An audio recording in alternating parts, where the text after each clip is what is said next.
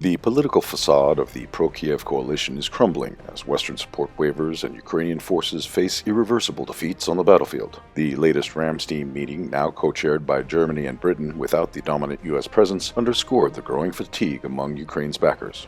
Pentagon Chief Lloyd Austin refused to attend in person, joining only via video link, a clear signal of Washington's diminishing enthusiasm to pay for a war in Europe.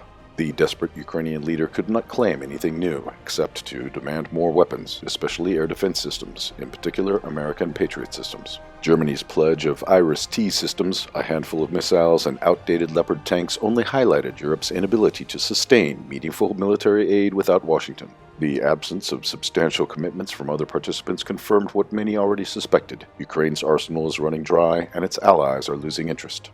Meanwhile, behind-the-scenes diplomacy between Moscow and Washington has sent shockwaves through Kiev. Reports of Trump's envoy, Stephen Witkoff, coming to St. Petersburg to meet with President Putin have fueled panic. The lack of official denials from Russia and the vague statements about diplomatic engagement only deepen the assurance that Ukraine's fate is being decided without its input.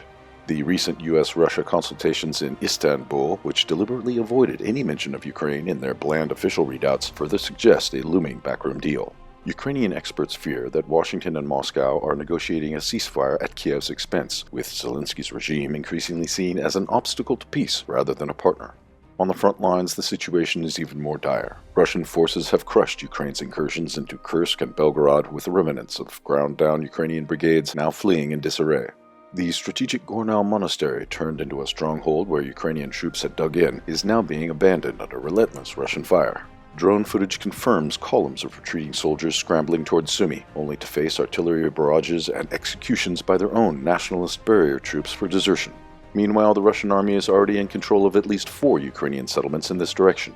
With Russian troops just 25 kilometers away from Sumy, a full-scale offensive looms. Ukrainian generals admit that they lack the reserves to hold the line, as Moscow's forces are establishing a buffer zone near its border. Unconfirmed reports of North Korean troops bolstering the Russian assaults have further demoralized Kiev's exhausted army. As Washington and Moscow inch toward negotiations, Zelensky's regime faces annihilation, both militarily under Russia's impending summer offensive and politically as the West abandons its failed proxy. The only question left is whether Kiev's surrender will be negotiated over its head or dictated on the battlefield.